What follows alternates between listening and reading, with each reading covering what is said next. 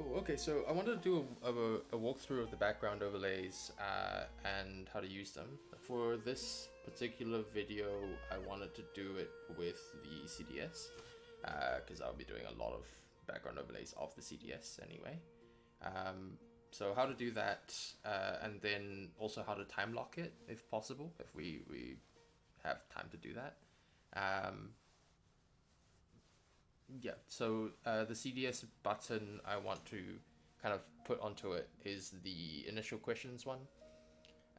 So it's the same one every time. Uh, if we wanted to do like a random dialogue pop up or something like that, I know how to do that. It's just the encounter type, it's just random. Um, but yeah, so just the initial questions one. Yeah, so cool. Let's get through it. Cool. Yeah, to get started, we got to go over to the Prefabs folder. For modders, it'll just be your main directory. You'll have to take whatever template prefab there is for overlays. Basically, take it to that. It'll be over in assets for you. Like it'll be back out of data. Down in prefabs. And then for us, it's underneath overlays, backgrounds, and these are the ones that currently exist. So you can take any of these and duplicate them. Maybe not the camp, because that one has a ton of stuff on it, but yeah, the fluid plant's probably a good start. If you press Control D, it'll duplicate it.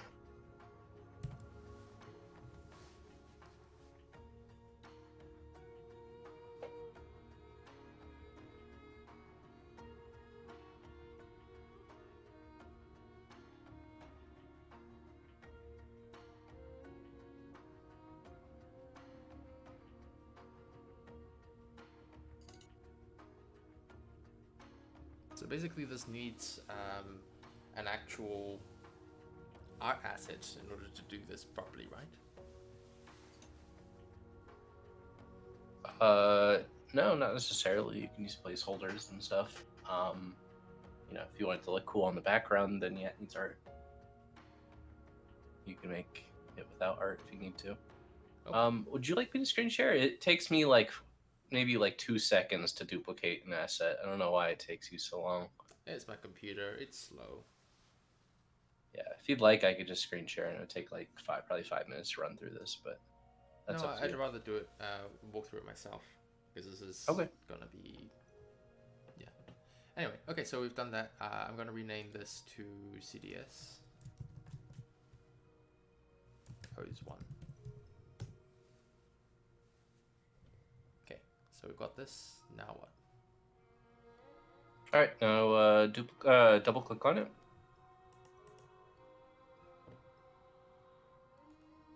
All right, and then go over to scene so you can see it. It'll be next to the game tab, top left. Okay. Cool. So this is what it looks like when it's in the game. I've shown you before how to preview it in game over a background, but I assume I forgot. essentially, you'd press the little back button in the top left. Yep, and then you drag and drop it into the game board. So take the CDS pose 1 at the bottom middle. Yep, drag that over to game board. Has to be on game board. Yeah, delete that. Can I just move it? Nah, it's gonna break. Okay, cool. Whoops. Yeah, it has to go directly onto the game board. Okay, so I delete whatever you just added. Yeah. This one here? Yeah, just delete that. And then the game board and drag CDS pose 1 onto it. Onto it? Yep. Like that. Okay. So there you go. To the bottom. All right. That'll initialize it correctly. If you zoom in, to this in the scene, you can pan with right click. Or that, yeah. Okay. Zoom in. Yeah. All right. To see the background, go to the hierarchy to your left and scroll up a little bit. we're looking for the backgrounds towards the top. Keep going up. See background A and B. There's a little eye next to them on the left. Just click those. Yeah, do for both. There you go. All right, that'll be like where basically that looks on the background. If you want to preview it on a different background, then you would just go to background B and change sprite on it. So do that, and then there's a source image to your right on the image. Source image. Towards the bottom. Oh, this one. No, yeah, go back up. It was like at the bottom of your screen when you were fully at the top, right there. See where it says source image? Yeah. So you're able to change it to whatever like background you want. Okay, cool. Okay, and then let's go back to CDS Pose 1. Just double click on it in the project. At this point, it doesn't matter because you're not saving to the game. All right, and then what you're gonna want to do is, actually, we don't need this AI navigation stuff. You can just drag that up to the there's a little gray bar where all your stuff is. Yeah, just drag it there. It'll become an icon. Okay, there you go. That's our screen. Let's see. We need to get context. So, top right, I believe. There's like 3 dots. Yeah. Actually, never mind. Wait, I have you in the wrong place. Click the little back button, top left.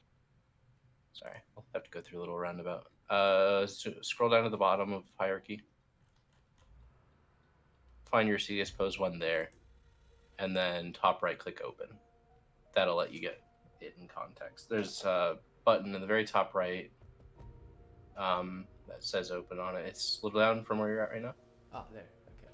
Yeah, right there. Yeah, that'll let you open it with context. So now you can go to that XP fluid plant object or whatever is there in the hierarchy. All right. If you press the W key,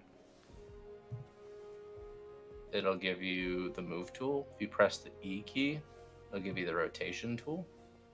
If you press the R key, it'll give you the scale tool.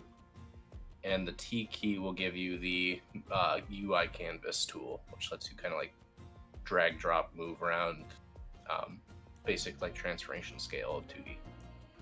So that'll basically like give you the tools to start moving the stuff around to get it on the background where you want it to be. If you want to change the image of it, it's just like changing the background. It's over in the image, you change the source image, etc.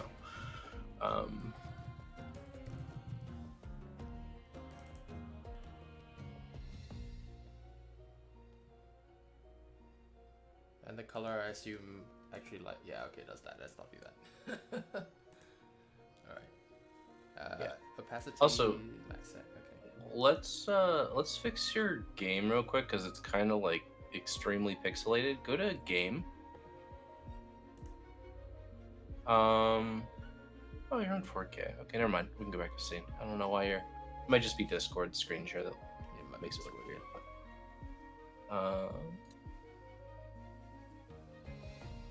All right. If you're cool with the position or whatever, then all you have to do now is. 1 second. Let me.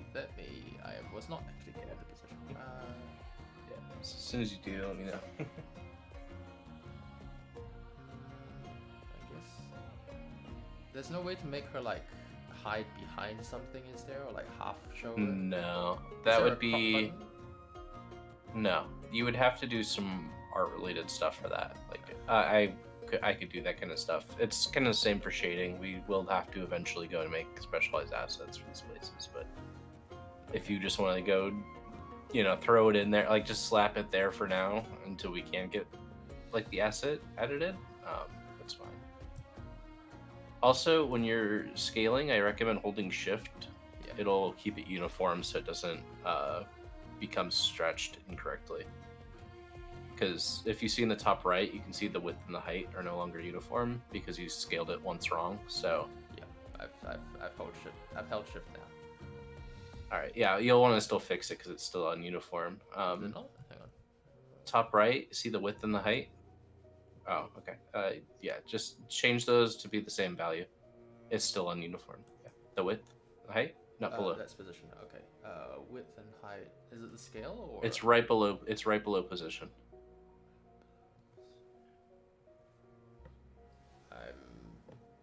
So where you were just looking at position at, it's right below that. It says width and height on it. I must Above? be above. Very top where position is. You were just looking at it. Oh, here. Okay. One down. There you go. Yeah. So you'll want to change those to the same values. There you go. All right, that's uniform. So now when you hold shift, it'll keep it to that scale. Okay. Yep.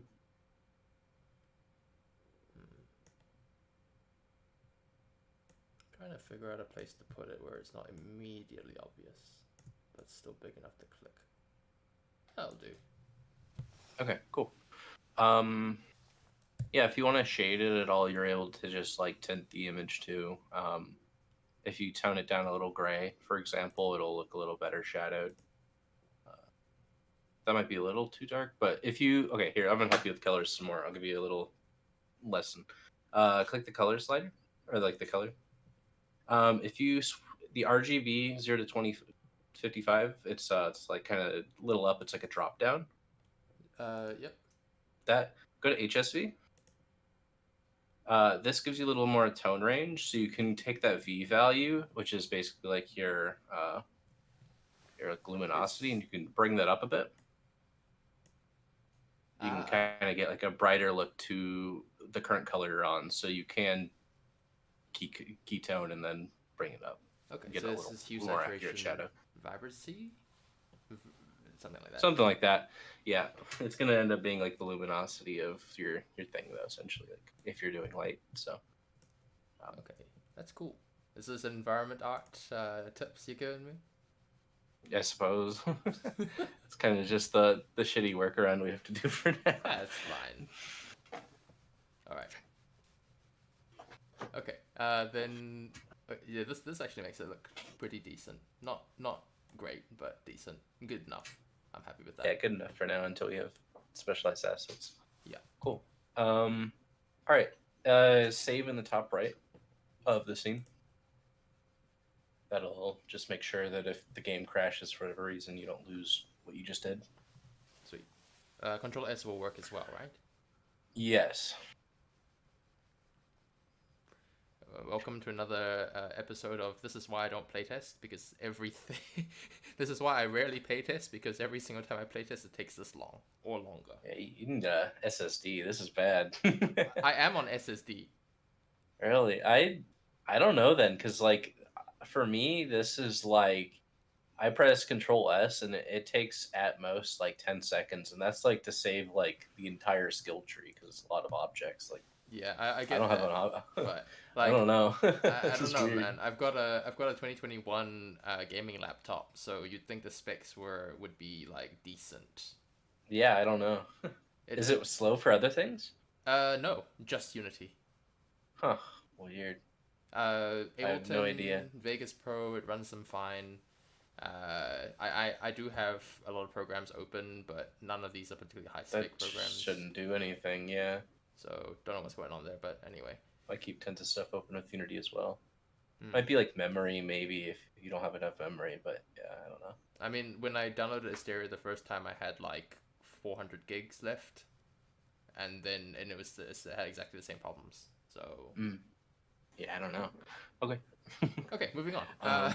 Yeah. So, oh yeah, also my music's not on loop for some reason. Back to it. Cool. So yeah, we got that. Now what? All right, cool. So to make it actually like clickable and do stuff, you can just scroll down. Basically, where we're editing the image, just like scroll down here. So this has a button component on it. That basically means that when you click it, it does something. That target graphic is going to be the image that you want clickable, which in this case is the name of the object, just because that's what the image component's on. So if you renamed that, that'd have a different name. So yeah, if you want to just do that for the sake of clarity. Cool, yeah, and you can see that updates there too. So your target graphic is now clickable. If you want to change anything like the highlighted color, maybe you could like tone it a little yellow. It'll basically multiply that color by the current tint. So if you made like the highlighted color a little like brighter, than like a little more yellow, for example, when you hover over her, she'd be a little more yellow, for example. Or like if you want it so when you like hover her, she's a little more transparent. You can also like do that kind of stuff. Because white is transparent, right? That's the default for Asteria. For alpha, yeah, one is uh, fully shaded, like 100 is fully shaded, and 0 would be completely opaque, completely transparent. I mean, how do I tell that transparency here? Because alpha, this is just alpha, but yeah, transparency is alpha. oh, okay.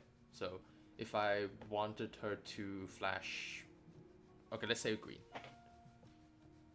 So would I? Okay, let's say I pick like put a green in here. That's what. So that's what she would flat. This is the normal color. That's her normal color, yeah. And when you hover her, that's what she'd look like essentially, yes. So if I wanted, okay, so then to highlight, is the highlight color the hover color? Yeah. So if your mouse is over her, that's what the color would be. So yeah, that would make her super green, for example, when you hover her. It's only when you're in the game. Then you can see that. Okay, cool. So in that case, I wouldn't drop the alpha. I don't want her to vanish on hover. Probably drop it slightly darker. I'd recommend instead of going darker, you go closer to white, just so that she's not turning into a shadow when you hover her. Yeah. Yeah, that would be more what you'd want. Okay, cool. Then press color would be. Oh, hang on, let me swatch this. Can I just say I really appreciate the swatch? The swatch is fantastic. So much easier to use. I'll go slightly more saturated. One click. What's the difference between pressed and selected? So selected, you don't have to worry about. And disabled is when the interactable box is unticked, and that's for like special use cases. I wouldn't say we need to necessarily use. Okay. Unless you're, I guess you could use it if you're like, for whatever cases you need, if like the requirement's not met or something. It's easier to just swap stuff out though. But essentially, yeah, the selected color is a little different because it's for navigation, which we're not using. Okay. So it would be like to support controllers and stuff, but we're not doing that, so you don't have to worry about the selected color. So don't worry about the selected, don't worry about the disabled. Yeah, pretty much. Color multiplier is... I'd leave that at 1. It would be just to boost the intensity of your colors. So. Just out of interest. Okay, that's what it would do. Alright, fade duration is how long it takes for the... It'd be how long it takes to transition between those colors. 0.1's a pretty decent number to leave at. Cool. Navigation and visualize? Just leave those alone. That's for controller stuff. Okay. Alright. So On click is probably something you want to know how to use. Right now it essentially says destroy this object and invoke whatever the static method is. Those are components on the object, so it's calling functions of those components. Okay. Yeah. For reference, static method, I know it sounds like a daunting name. It basically just means call something in the scene for me. And for destroy object, it just means destroy the object, just like any of the other things. Are these the default Unity ones, or are these things that you define? These are things I've made, yeah. Okay. Destroy to be destroyed versus destroy target? Yeah, so destroy to be destroyed is on the actual destroy script. Mm-hmm. There is a reference to this object to destroy it, whereas destroy target would let you just target something. That's why in the parentheses, it's what you provide. So when it's empty, it means you don't have to provide anything. It just calls it. So, okay. Cool. If you were to do like the destroy target, there'd be like a little box to put the CDS clickable into. It's just a quick step, like to just not have to do that. Okay, cool. So basically it just means if you click this, whatever you clicked on will be destroyed. Mhm. Cool. Exactly. All right. Below that is a button interactor. This is essentially just an extension of a button that I created that lets you kind of do a little more with it. Like you can scale on hover, you can do a little more advanced coloration on hover. You can like send events and stuff to when there certain things happen. Like if you enter the mouse or exit the mouse, for example, you can make things happen. Like if you wanted to hover over a character and like a tooltip pops up, for example, right? Like that's how you would do that, is you'd use the events. But a big one there that's useful is the scale on hover, just because you can make it so that when you hover over something, it scales up or down a little bit. But Let's say I do it's just that. kind of if you'd like to use it. Yeah. Is there a way you can only preview it in game? Is it? No, so you'd have to go up to your scale at the very top. You'd want to take those values, and then one easy way to do it is just to right-click scale, and you can just copy, and it'll copy the whole thing, and you go down to the bottom.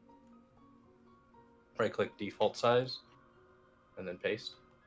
I can't for some reason. One moment. Oh, okay. It works sometimes, doesn't work some other times. You might just have to copy one by one. Okay, and then default size. Nope, not working. But No, all right, one by one it is. Is it because it's got the eye enable constraint? That's not even an eye. No. Right, so just copy one by one then. Cool. I think they're. Oops. I think they're already pretty copied. There's some differential, but. Yeah, the Z value doesn't matter, honestly, so you could just leave the Z at 1. Z just means, because we're not 3D. But yeah, the X and the Y are the only important values there. Alright, then max size. Yeah, okay, so max size, you would essentially want to set it, so you'd want to basically scale the CDS to whatever you want. Like you'd want to take the image and you'd scale it, and then you'd set those values to the max size, and so it'd be at the default size, and when you hover, it'll be that max size. So that could be smaller, that could be larger, whatever you want. Oops. So if let's say I wanted to, so if I scale it in the preview here, will it affect it? You know what? I'm just gonna find out. No. So when you scale it there, it'll change the scale values at the top. Then you can use those scale values for the max size. Okay. So if I just do that, and then change that. Mine seems to be all negative numbers. Is that normal? That just means you have the image flipped. Ah. So if you set it to positive number, it'll just flip the image. It's not a big deal. Cool beans.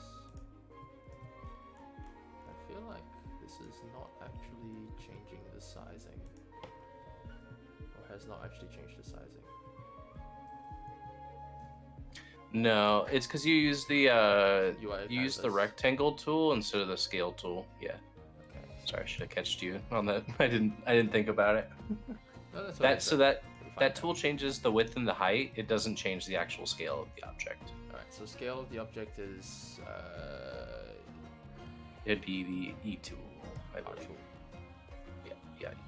Yeah. Then how do I make sure that it doesn't? The white box in the middle will change everything once, so it'll stay uniform.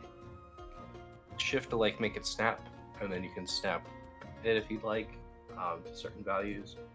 I think control makes it move faster.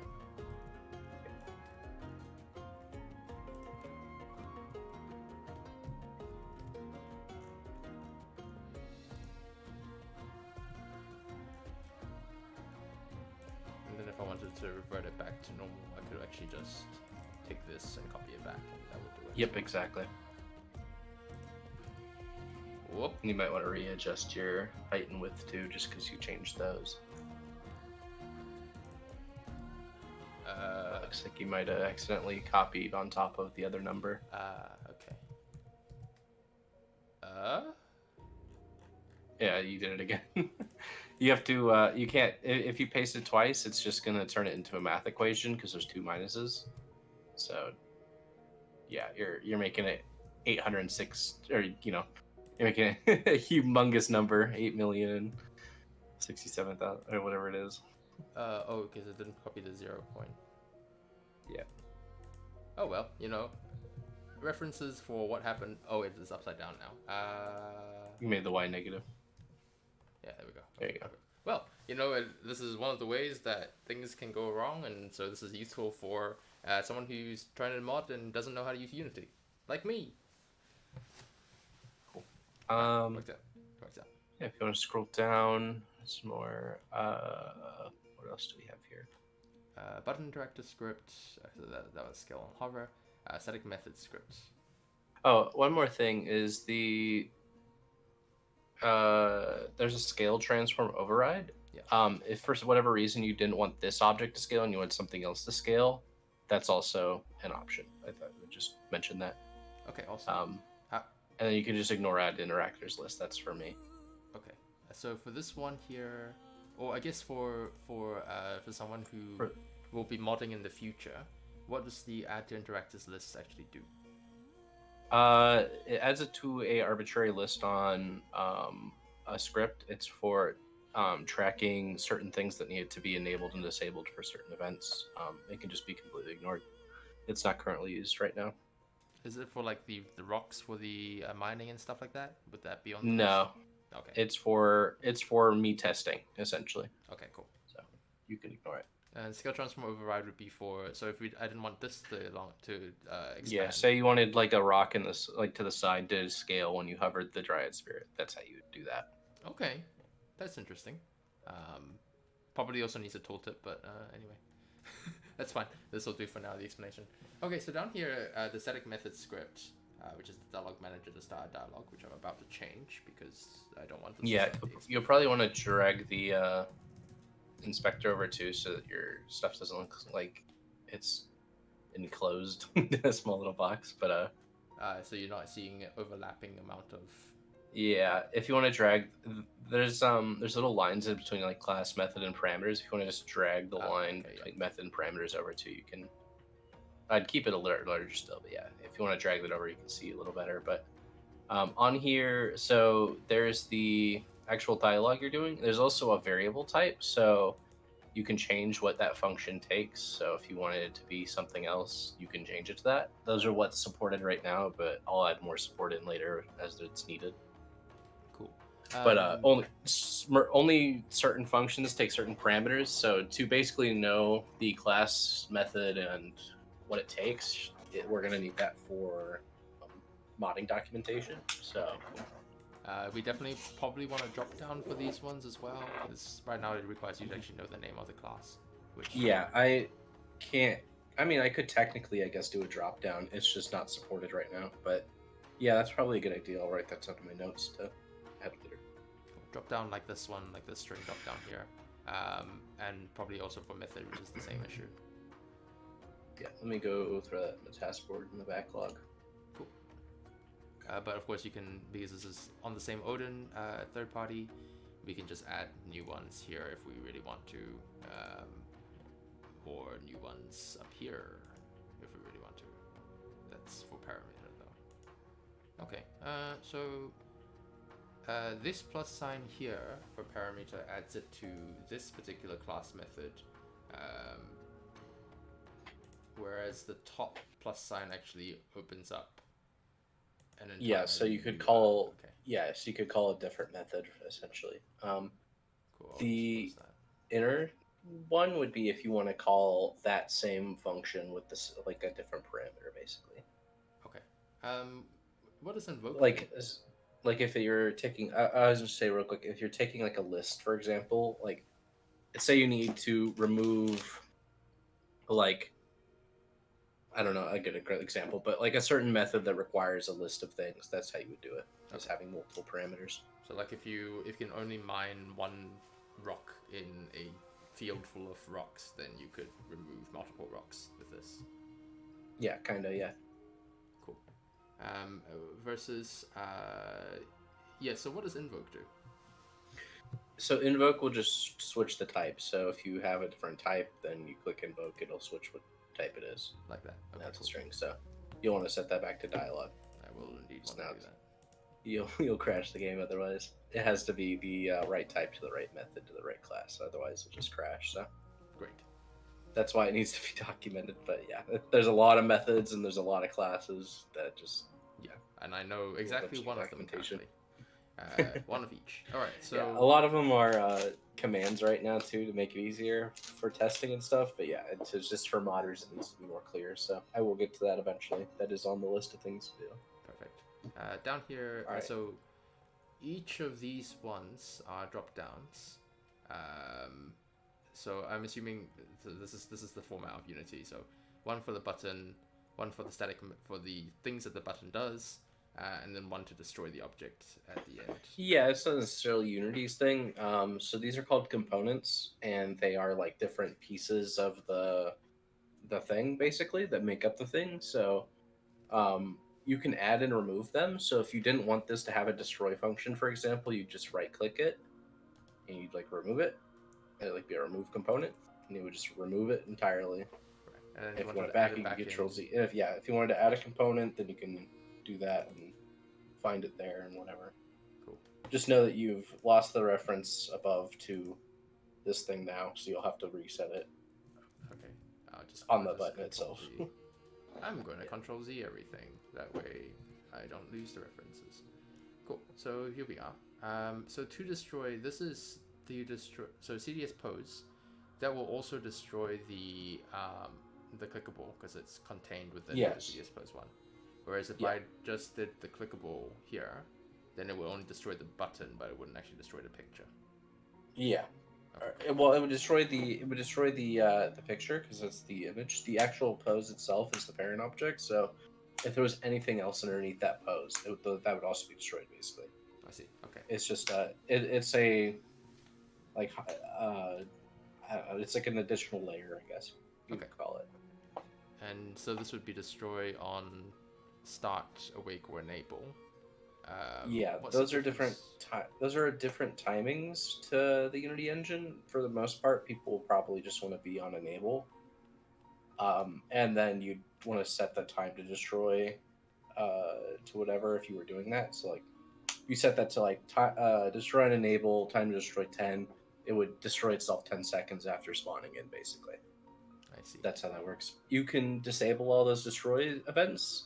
And that's what the button was doing above, was just saying destroy to be destroyed, because there's that to destroy right there, and that's what gets destroyed when that button is clicked. Because it's calling that. So it basically activates this bit when you click destroy to be destroyed. Yes. Okay. So destroy on enable, destroy on... What's the difference between these three then? What are the timings?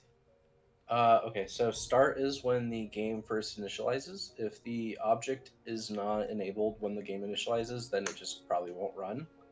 Awake is when that object marks itself as awake when it was spawned in.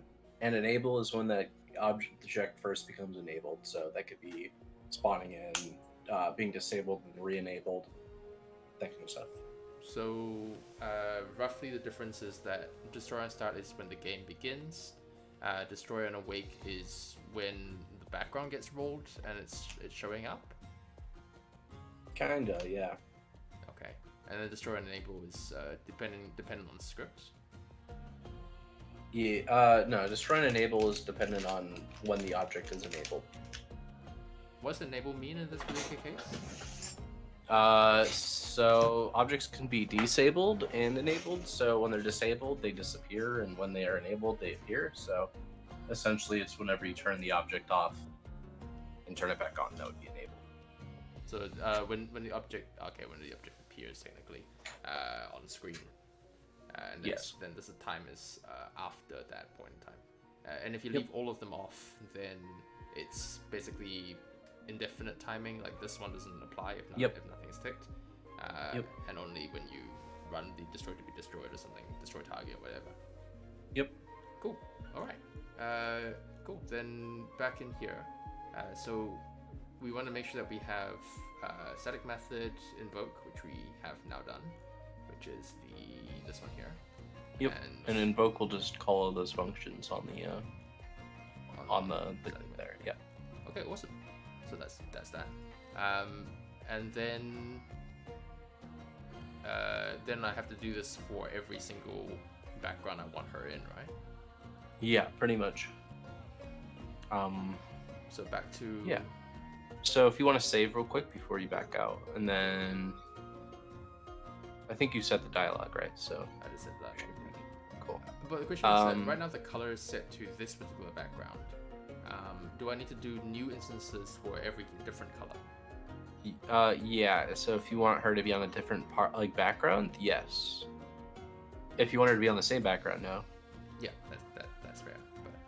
But so I would need to do it multiple different times for multiple different backgrounds. Yes. Okay, so by which, so this is locked into. Is there a way to lock it to this background? What do you mean? So is there a way to lock this particular background overlay onto this background? Yeah, that's what I was about to walk you through. Perfect. Let's do After that. you, okay. If you hit the back button, let's figure out real quick. Go up to background 2 at the very top.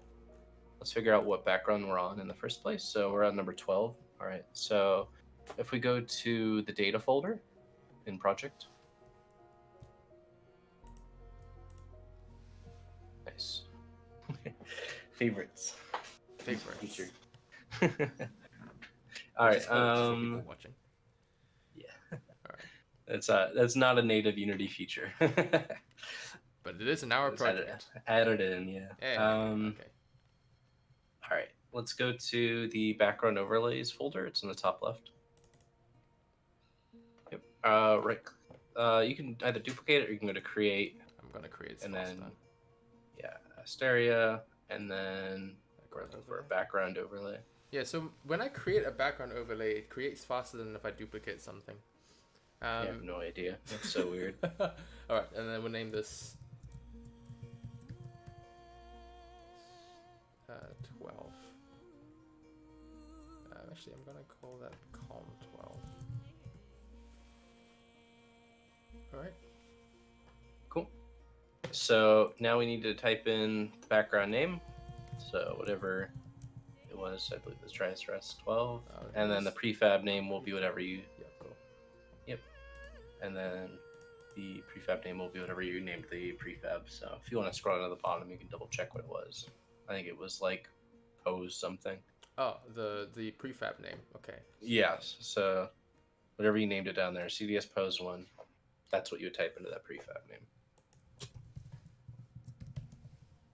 So if I rename that. Yeah. So if you renamed that, you'd have to reset it, and also don't set it in this. Don't rename it in the scene. That's technically not a real object.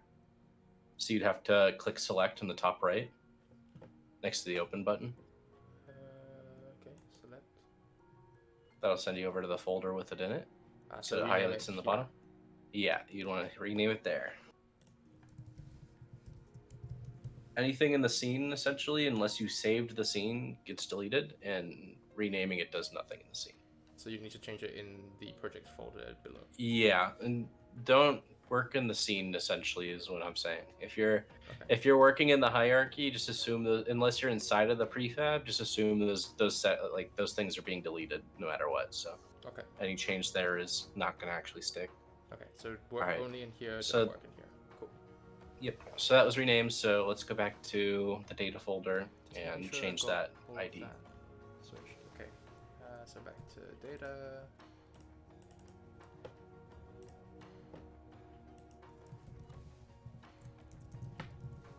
Is there an issue with naming the background overlay and the prefab name the same thing? Nope. Cool. Yeah, different types of objects can have the same names. That just the same kind of object can't. So you can have a second overlay named CVS Column 12, for example. I know the file tree matters, so if they're in a slightly different folder, it works. No. No, it doesn't. Okay.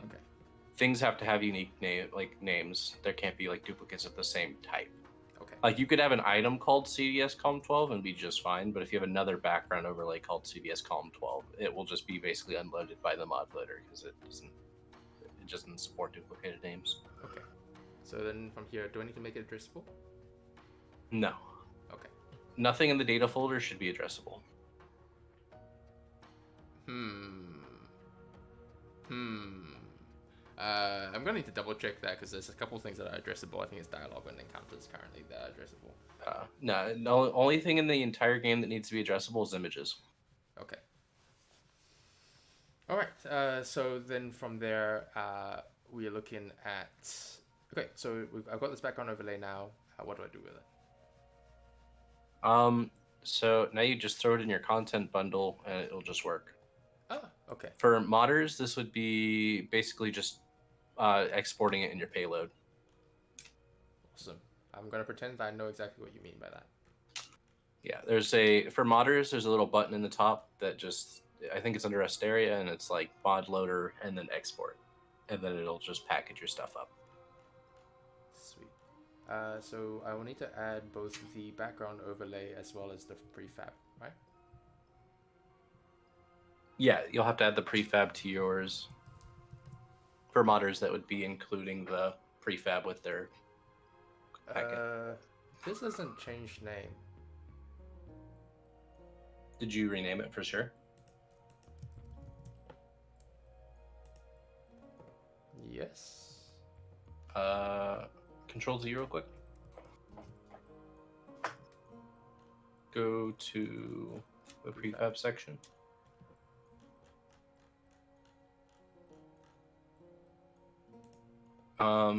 You can try drag. It's because you're in the scene tab. You want to be in the assets tab. It's on that that window you're on right now. This one here. Yeah, the select window. Go back to what you were just doing. See assets and scene. Yeah, you want to be on assets, not scene. Okay. Cool. Everything in the scene is getting deleted. Okay, cool. And then add this one as well. This one is gone. Yep. Okay. All right.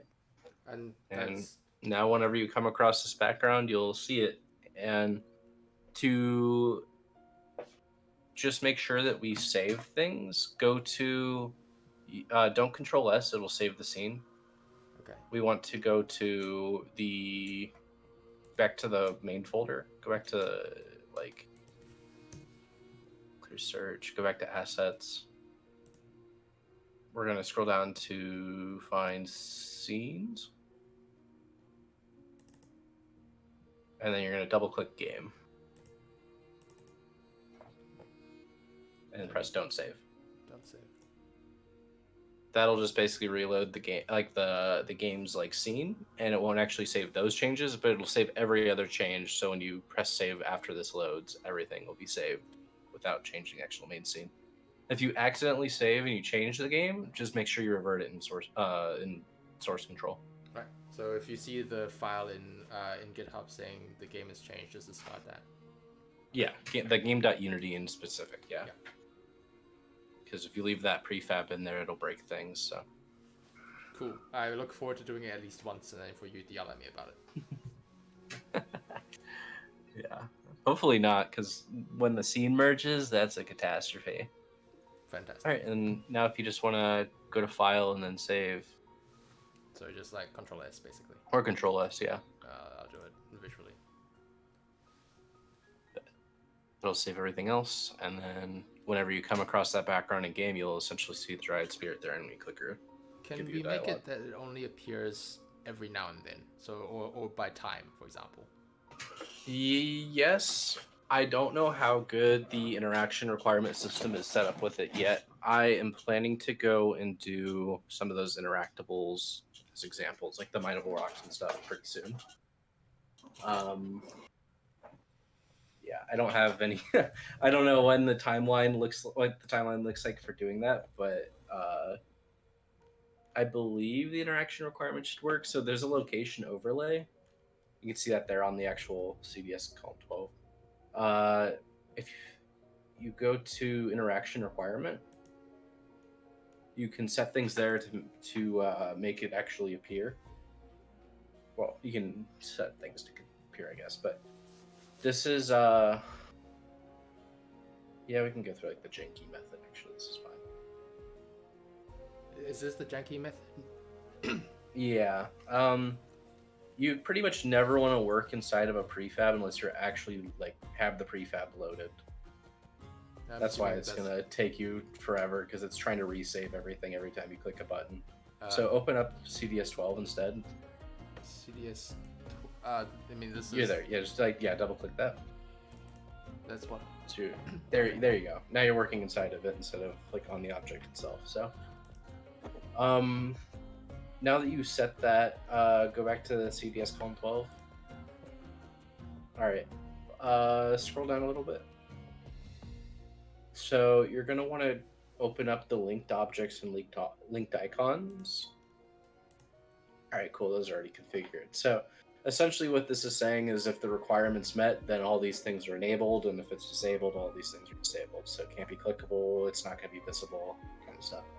Okay, cool. It'll still be there technically in the game, it'll just be disabled. Right. And waiting until the time is met. So if you want to go change the time, then that's how you would do that. This is on 24-hour cycle, right? Yes. Should be military time, yeah. 0 to 24. Okay, awesome. Okay, I'm actually gonna go do this as 8 to 10 because I'm doing multiple different. How do you do like half hour or like 15 minutes in? You can't. I don't think you can. Okay, so it's just There, by hour. Okay. yeah, it's just by hour right now.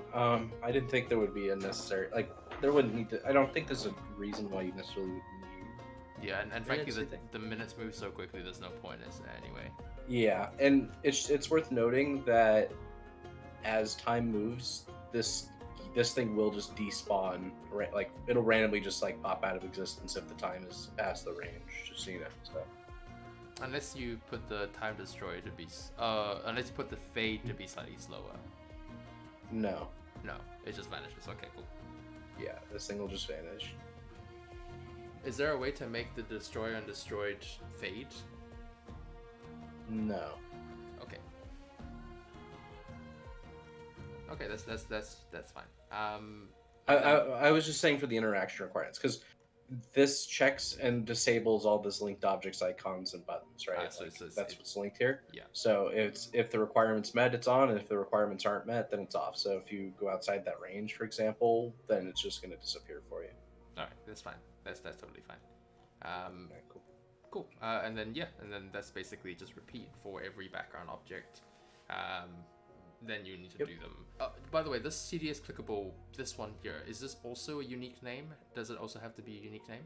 No, nothing there needs to be unique. So just the top level. Anything inside of there can be everything inside of there can just be like whatever you want to name it. If you just want to name it like object 1, 2, 3, or like you have 10 object ones, that's fine. Okay, cool. Doesn't matter. All right. So and that's basically how you do a background overlay. Yep. Awesome. In which case, is there? Yeah, cool. Okay. Apart from that, and probably just a list of methods and classes to do more cool things. But that's basically it. There's no current way to start an encounter, or is there a class and method for that? Yeah, there's a way to start an encounter. I believe all of the cheats technically work. So the names of those cheats. Okay. All the cheats work. I believe the class all the cheats are on is inventory manager as of right now. I will change that eventually, so okay. Maybe don't use those as the reference, but you can also just call it by the script. Let me grab you the name, method, and class for doing that. I don't remember if I made an encounter even a drop down in either for the static method, but let me go check that real quick. Sure. Sorry, I have like pretty much everything closed. Yeah, that's totally fair. I know it's really late for you. Yeah. Well, what is the time over there, by the way, for you? 10 p.m. +8, -24. Okay, cool. +16 then. Just because I've kind of lost track of your time zone compared to mine. Yeah, that's fair. I'm gonna add it to my phone, like we'll clock it. Yeah. I'm usually, it's safe to assume that I'm not working past like 12-ish right now. I'm trying to like be a little better about the time I'm spending. Yeah. So 12-ish would be 4 p.m. for me because it was 10 now. Okay, yeah. cool. Great, which means that you're always gonna miss my streams because I start at 5 p.m. New Zealand time. I might still hop in sometimes, but yeah, because sometimes I'm up very late. But yeah, it's very rare. Fair enough. I work it like whenever I can, essentially. But yeah, like I Makes usually perfect work my sense, day job, and then after that, I'm onto this. Yeah, I know you work way too much, just as holy cow. I'm probably gonna start marketing or like writing up the marketing stuff quite shortly. I've actually reached out to a couple of copywriters I know to get them to possibly write in spec scripts for me. Spec copy for me. But none of them specialize in games.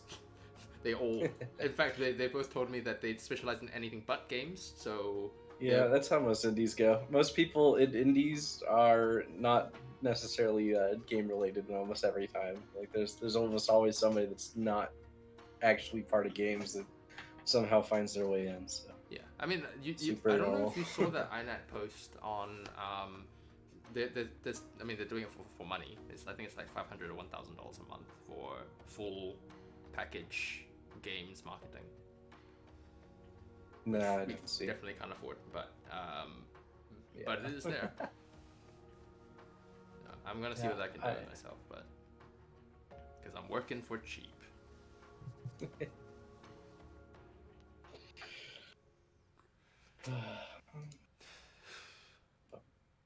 But yeah, awesome. Now, I really appreciate, by the way, Justice, that while you're still doing stuff, I appreciate that you're really onto it all the time, which is amazing. As someone who's, you know, I try to be. I know that sometimes it feels like I probably vanished, but like I promise you that it's because there's either something real life going on, or like there's like, I'm working and like just not checking Discord. I still have to go through and review all these like encounters and stuff. I have it in my long list. I usually set up a list so I know how long I'm gonna spend the day doing stuff, and so like it's on there. I promise I'm trying to get to it. no, it's alright, man. And I just realized that I'm gonna have to clip this because this was supposed to be the tutorial for how to do background overlays as a modeling thing, and now we spent like 20 minutes talking about other stuff. It's fine. You probably have to clip it anyways to cut out some of those load screens. Oh, that's true, actually. Yeah, that's true. Or I could just export it entirely to YouTube. People would just have to go for it. just timestamp it. It's fine. Least amount of effort required. Okay, cool.